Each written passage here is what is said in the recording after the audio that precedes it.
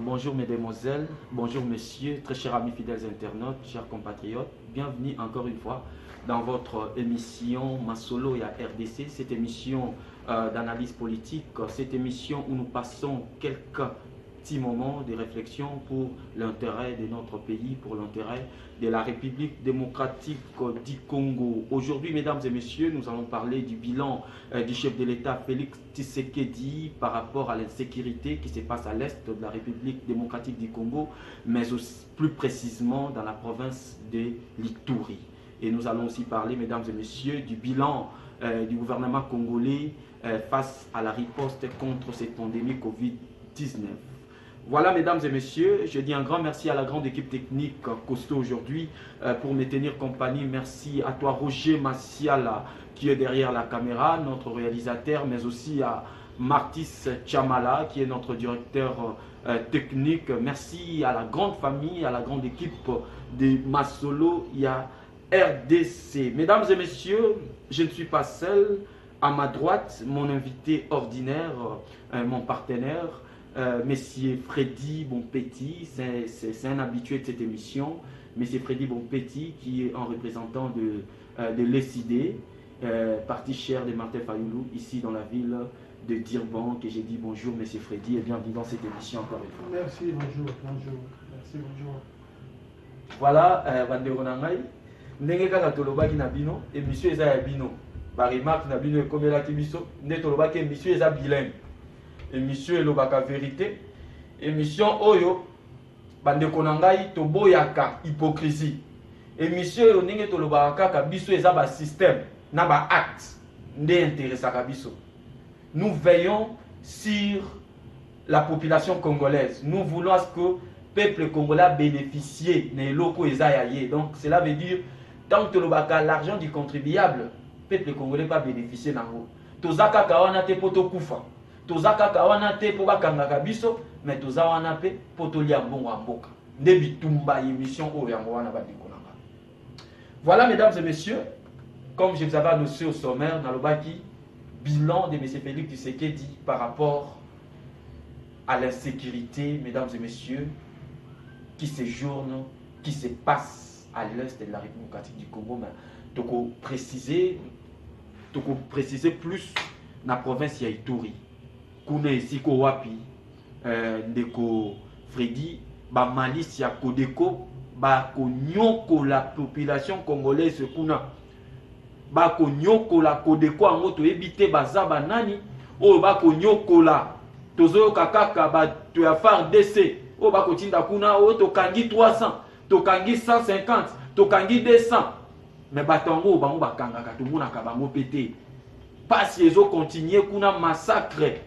La milice ya Kodeko yoba ko continuer ko nyoko la population. Nous signalons d'ailleurs que monsieur Patrick Chako Oazalaki acteur ya société civile ba enlevaki et puis ba bomier le 12 mai à Koufaki kino na mokolo alelo et bembena na monanité de konangai tokoki koloba nini pour mokonza mboka ya mboka kota na bokondi toza ko se rappeler lors de sa campagne électorale à Lobaki tango alekaki na est à lobi boy à lobi tokosilisa insécurité tokotia bato nyonso ba kobundisa peuple congolais na est kuna contre mur.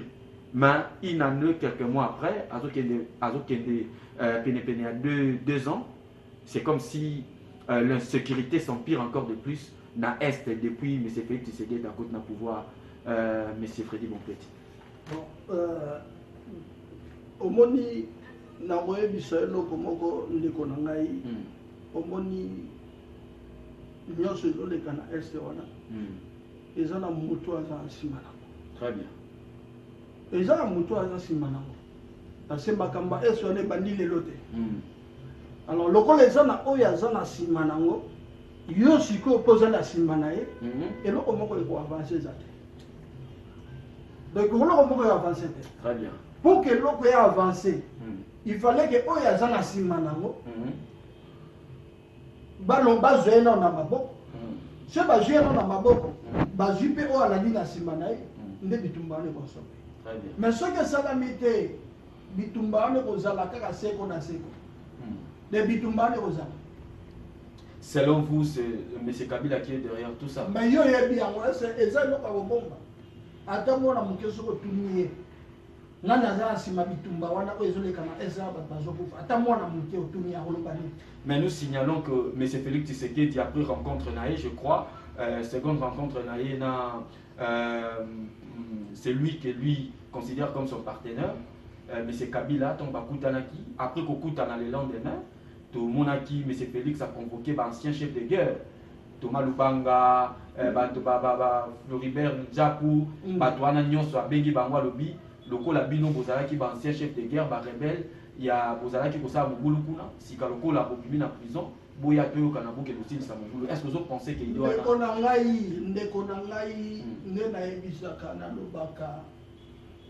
Mutuana obomoni kingakati ouais.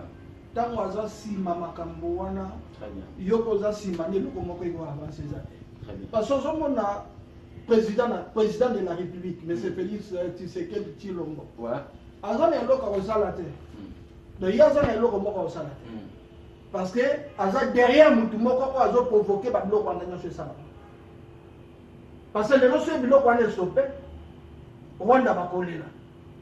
Alors pour stopper, il faut y aller wana atelema wana. Ya mozo mwa babloko ezo sala. Toko sila mutu te ke bete ezana bato baza sima babloko wana.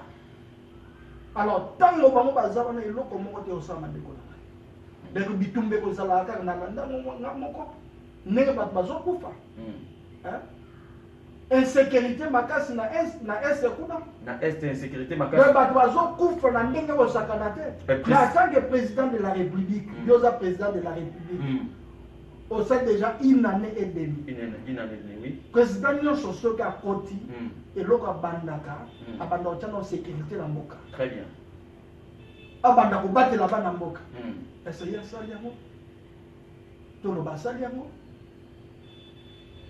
ese asalami esalami te parce que aza nsima ya mutu moko boye lokola aza nsima mutu moko boye moya asala yango eza te parce que ode ezowuta parce que bayebi na ese wana soki ese wana kimi efandi moye babiloko ekatisa rwanda eza te très bien il faut bitumba ezalaka mikolo nyonso mpo biloko na bitumba wana nde biloko ezokatisa ezokende wana très bien et nous signalons que 400 décès et puis plus de 200 000 personnes na Ituri kuna bakimi toujours kaka mpona bamilisi ya Kodeko oyo sika soki mokonzi ya mboka ayebi te moto ya obenga partenaire ndaza derrière tout ça mais qu'est-ce qui l'empêche nous pouvons dire que Félix Tshisekedi a la volonté d'aider le peuple mais c'est le pouvoir qui lui manque mais yoka ndeko na ngai ayebango te ndenge ayebango te ndenge ayebi yango yo avant moto atia ode ya place wana oyebi déjà ndenge ezalaki landa baimage très bien ye moko avant comme président de la République tant bazaki bango nyonso liboke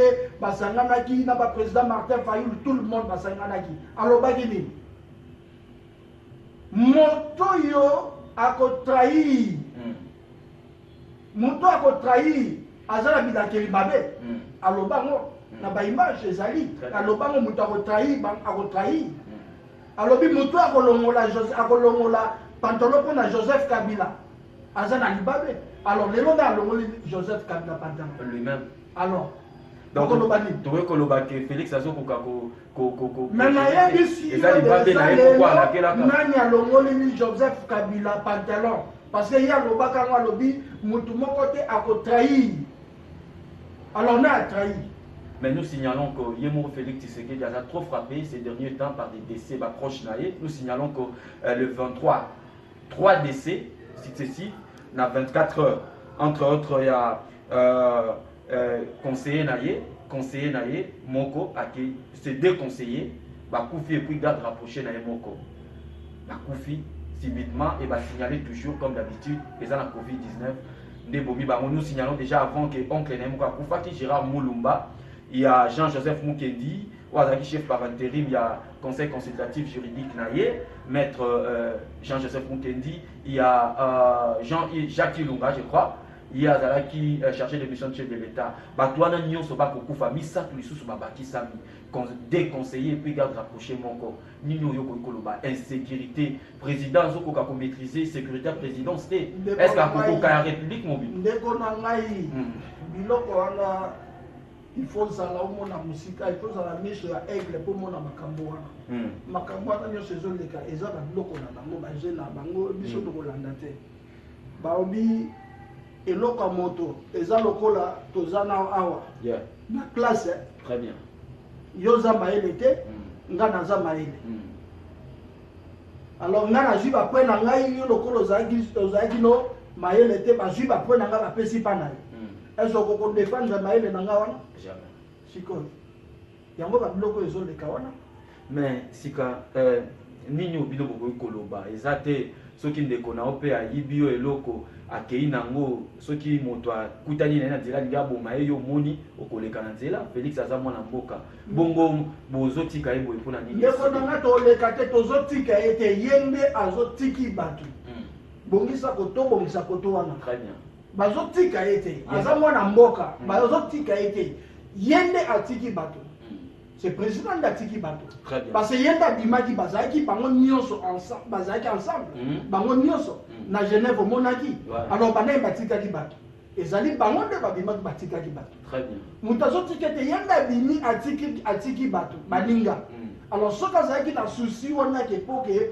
mboka ekende malamu na décision bango nyonso bazalaka nango atiaki yango kaka batiaki yango kaka toujours na nzela eke na nzela mbele makambo tozovivre lelo na Congo ezalaki te parce que ndenge basanganaki eloko ya liboso ezalaka ntango bakobimisa motu moko nde babimisaka président Martin Fayulu nde babimisaka ye soki alelo abimi président eloko ya liboso ezalaki kingakati akende CPI eloko ya liboso ezalaki yango wana mpona kotia Congo ezala à l'aise yo kimi baninga otiki baninga te boke na bino na caméléon bokei boko kolanda kingakati siko koloba ke bato batiki bango non bango moko lelo soki alingi azonga na nzela lokola ayebi ke bapo wana ezalaki ya ye te akoloka monsieur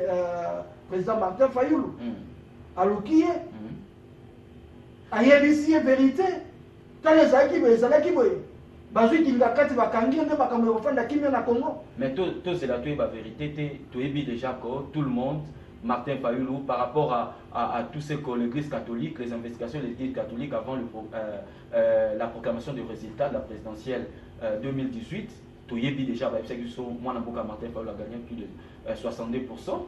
Il y a qui victorieux. Tout le cas vérité, si tu es bien beau. Si tu es commis tango, tu es en action pour sauver le cannabis. Tout le bâté que tu es là, Félix Tshisekedi. Mais Malobanabi non fait que ça a quelque chose pour faire peur à Kabila quand même. Malobanabi, il y a un Malobanangai. Et ça, Malobanabi. Et ça, Malobananga dans zone. Très bien. Au Zolan. Au Moni, il y a un Malobaka. Au Moni, peuple congolais, biso, il faut tout faire la mission. Très bien. Tandis que non, tu fais les mises sur terre, et là, moyen marché bien exact. Très bien. Au moment Congolais, biso ba Congolais na volo ba belé na 10h, na 11h na seni na lobi makambo. Makambo susu. Nde angwa. Au moment. Alors, les lotal là, ezali koloba mona mboka Monsieur Martin Fayulu azo sala lokumu ya mboka. Moto a telemi kaka esika wana oyo alobaki kaka yango wana. Très bien. La constance. Yango wana. Alors biso pe tozolanda ngo soki biso bana mboka. Très bien. Toyoki maloba wana tosaleli yango. Nde tokozwa mboka na biso na maboko. Très bien. Mais soki toyoki yango tokimi be tosali be parce que mingi bananda pe kingakati. Mingi lo bananda kingakati. Oyebi yango ezaka bana mboka. Ma bozo bako plus bozo à la dure na Félix Tshisekedi plus bozo avantagé Kabila à Kedeti na 2023 ndeko na ngai yoka na ebisa yo ana lobi kokanga ko moto akendaka bokila na makelele te. Très bien. Bokila bakendaka ngo na ndenge ya kimia. Très bien. Nde okolonga poko ya na eloko ya kolia. Mais so ke bokila na makelele mboloka kokima. Très bien. Mboloka kokima. Tozokende malembe ti tokoma na suka tokozwa pouvoir ya peuple. OK. ba militaire sud-soudanais ezaka kaba ba ADF na lute ba Ougandais siko ekomi na ba Soudanais soki okei kuna balobi na kengezi base kuna na frontière entre mboka na biso na Sud-Soudan déjà ba koti ba envahir. Nous nous posons les questions, le principe de respect transfrontalier ezate mutu akokota na mboka na biso ndenga alingi mutu akobima ndenga alingi ndena kotuna sikoyo ndeko na ngai Congo ango ekomi poubelle o mutu nyonso akoki kokota bazo signaler kuna na côté ya Nord Kivu kuna eza na ba village mususu oyo déjà ba Rwandais bazali kuna na ba Rwandais bazali neti na Chabi na Boga na Mitego na Bunzele na Mame na Berunda na ba localité wana kuna ba Rwandais si baza kuna bafandaka kuna ba mama ba déclarer ya Nord Kivu na Sud Kivu balobi gouvernement payé biango mais tika bango bafanda kuna semble-t-il bakenda koluka mabele ndeko na ngai bino bokotika mboka na bino boye koluka mabele est-ce que tokolonga insécurité na kotika ka batu bakota na mboka na ndeko na ngai yo mboka nini yo yoka ngana ebisa yo malamu nso bien lelo tozali na ba officier rwandais bazo travailler na kati ya armée congolaise bazali ba officier très bien ba officier bazali et puis ba officier supérieur de bazali o bazo travailler na kati ya FARDC bazali très bien ba rwandais bazo travailler alors tant yo moni bongo ba rwandais bazo travailler et c'est bon ba otika ko bima mboka na bio ba kozala kaka mutu ko lo bazate lelo batu bazo sala ba crime ya minene na ese kuna za ba rwandais et ça ba rwandais ne ba sala ba crime ya minene kuna et puis yoka langage na bango balobaka ni langage na bango balobaka balobi Congo bazana maloba koloba te so tobi tobotela bango Congo tokobotela bango Congo anytime tolini tala mboka moke lokola Rwanda même ata biso tant tozali ba officier Rwanda na kotelema te. Nous signalons d'ailleurs que le Rwanda ezali kofukama likolo ya Mobutu. Mais bandaki kofukama wana biso tozali ba officier na 1989. Troisième promotion à garde civile. Rwanda bandako telema te. Rwanda bandiko telema mikolo to pesi bango accès. Muta pesi bango accès na Kinga 4. Même ata Laurent Désiré Kabila asaki biloko te. Le muta pesi bango accès za Kinga 4, c'est M. Joseph Kabila nda pesi bango accès ya osala nyoso balini na Congo. Donc nyonso bazo kota bazo ke Rwanda. Lelo tala Rwanda ndenge tongami. Bijou de etongami Rwanda mobimba so tali wana etongami na mbongo ya Congo. Ba ressources ba minimum ba koyiba. Nyonso etongami na mbongo ya Congo ndeko nanga na zo ebisani. Ndeko nanga isika na. Kondoki akota na ndaku na yo. Il faut na mutu moko na ndaku na pesa nzela kota. Sikandoki yango nde tokoluka. Mais siko na obi mutu. Oya pesa nzela na bango pesa bango nzela déjà ezali M. Joseph Kabila pesa bango nzela depuis quand. Et c'est ça, les gens ont tout le monde a manqué, c'est M. Joseph Kabila pesa bango accès ya osaka na Congo. Sika nangina nuto mettre fin à ce sujet de Konangai. Étant ancien militaire, troisième promotion en garde civile, un officier supérieur, ni oyo yoko ikoloba, stratégie yoko ikopesa, et loko ni yo moni étant ancien militaire, oyebi ba stratégie ebi ke loko so kezo sala maboye, eza biso moko nde to ko sala mwe loko ezo sala maboye, ni yo yoko iko reveler na peuple congolais na minute oyo par rapport à l'insécurité à l'est, parce que total ni ba continent biso to ko mona neti bazo beta biso GAC, ni yo yoko iko reveler combinaison na poissa. Autant de sa population congolaise, makam ni yezo leka stratégiquement. Ok, ndeko na ngai, napeso ka exemple muke. Ndeko na biso autant okufa officier supérieur colonel Mamadou Ndala. Très bien. Bonne histoire na Très bien. Tangu akei na este abundi kimia ekota na este elo ni basalaka. Babomi. Donc pour te dire que avant ese wana ifanda kimia ndeko nanga bokoza même ba militaire le botie bango wana ifanda kimia te. Tandis que mutu ya wagon ezali ezo diriger ezodirige bawango eza mabe nyonso ekozala nango mpe mabe eloko moko ekomarche te tozosignale mpe ke toyebaka yango te bandeko nyonso bagénéraux nyonso baofficier supérieur nyonso babundaka na este oyo bazwaka victoire bango nyonso suka na bango ezalaka liwa tomona babunza mabe bamabadu ndala bango nyonso bagénéral bauma bakenda bango nyonso bakendaka donc pour te dire que Congo wana il faut kobanda koréparer na likolo ozolanda mutu azocréer désordre lelo ezocréer parce que kingaka ezocréer désordre na Congo parce que désordre parce que alors soki omoni nyonso omoni biso tolobaka te kofinga moto parce que eza kofinga moto te tozoloba oyo makambo oyo ezoleka na mboka na biso ozomona soki otali lelo mese Joseph Kabila ye nde azali moto oyo azodirige Congo meme ata na minute oyo tozoloba ezali moto adirige moto akrea lelo Rwanda ekota ezwa nango nyonso elingi eza ye yo koloba na Rwanda te lelo soki yo kei obeti Rwanda lobi na baumba yo ndenge basali Mamadou ndenge basali baumba ndenge basali bamuza mabe osomona donc il faut mutu wana no azala nano arrêté a libéré na mboka atiki alors bana mboka bafandi babongisi ndoko komona ndenge koleka tana depuis tanga Mobutu mais c'est Mobutu tanga azalaki omona Rwanda bandosaka na biso te. Très bien.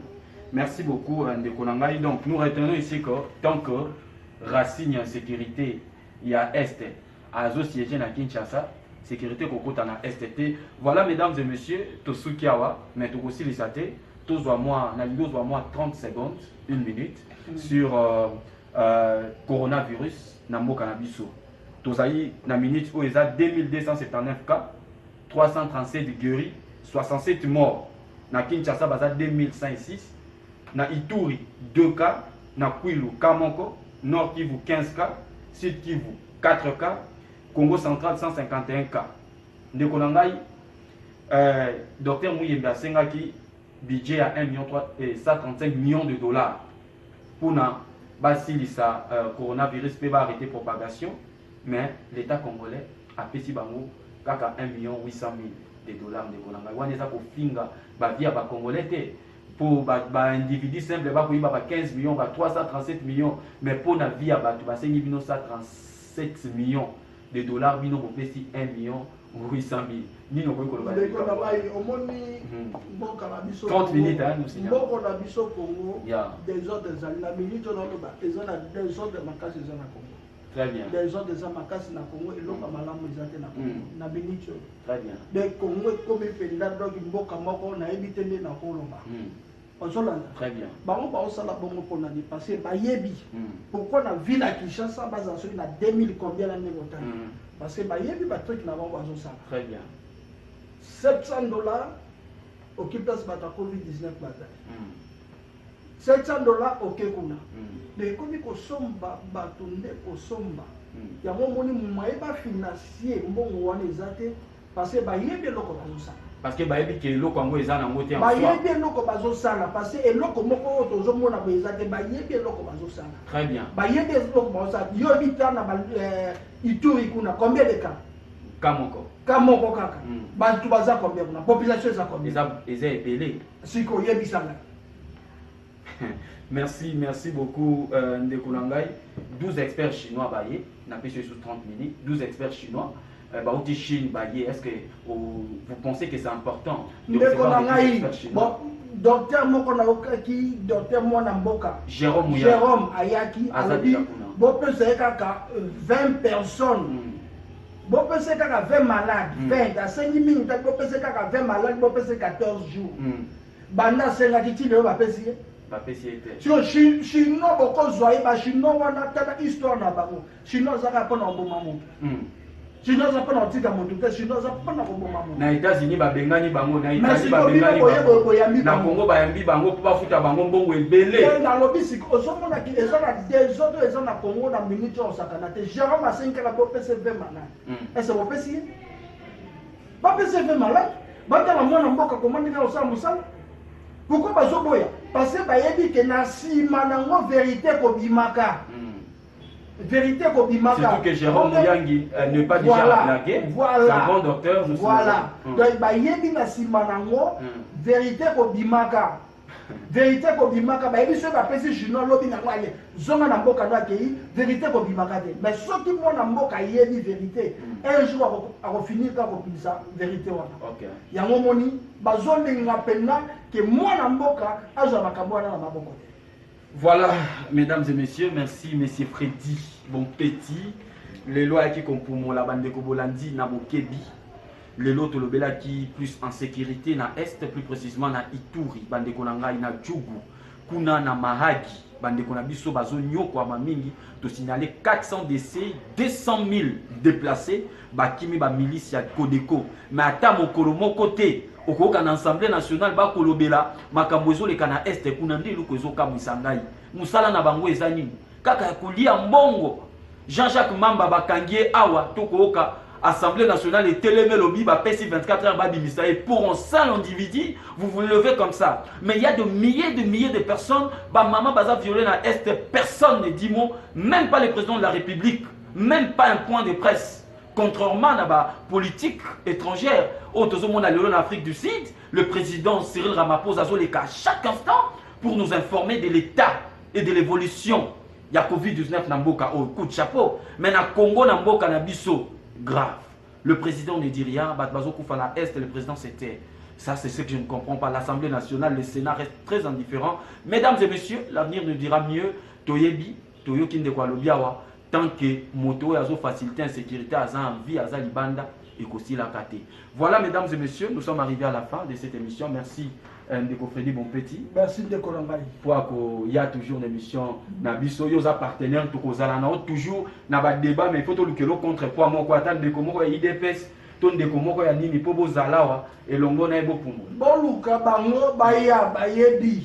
Boluka bango oh, elle nyonso bakoya boluka bango baya tozali toujours wana pona koloba boluka bango baya soki akomona pe tolobi ninga lobi a contredire biso mais bino mokili ezoyeba même ata yo ndenge oza mokili ezoyeba oyo nyonso tozoloba yango wana nde sembo. Très bien. Voilà mesdames et messieurs, tout ce que nous disons, c'est ça la vérité. Nyonso tokoloba yango wana sembo. J'ai dit un grand merci à la grande équipe technique qui était costaud aujourd'hui pour me tenir compagnie. Merci à mon réalisateur Roger Massiala, merci à Martis Tchamala, notre directeur technique, merci à la grande famille Masolo et à RDC. J'ai dit un grand merci à tonton Patin Mbangumbangu, tonton Pelé Mbangumbangu, tonton Papi Likiko depuis les États-Unis, maman Marie-Chantal Mbangumbangu en Irlande, maman Pélagie Mbangumbangu na Londres, Yassandra Mbangumbangu à la grande famille Mbangumbangu. Merci pour vos soutiens. Continuez de me soutenir. Nous avons besoin de matériel. Nous avons besoin de la finance pour renforcer cette grande équipe, pour commencer à faire des directs et arrêter avec les indifférés. Mesdames et messieurs, vous soutenir, vous s'abonner, belé, na chaîne Nabiso Masolo à RDC. Ceux qui ont un quota s'abonner, finir cloche à notification pour nous voir vidéo Nabiso. Vous partagez le lien Nabiso pour Naposu Nabiso, Toko Bana Musala Oyo. Merci beaucoup et Tokutani Mbalasima. Merci de vous faire. Merci.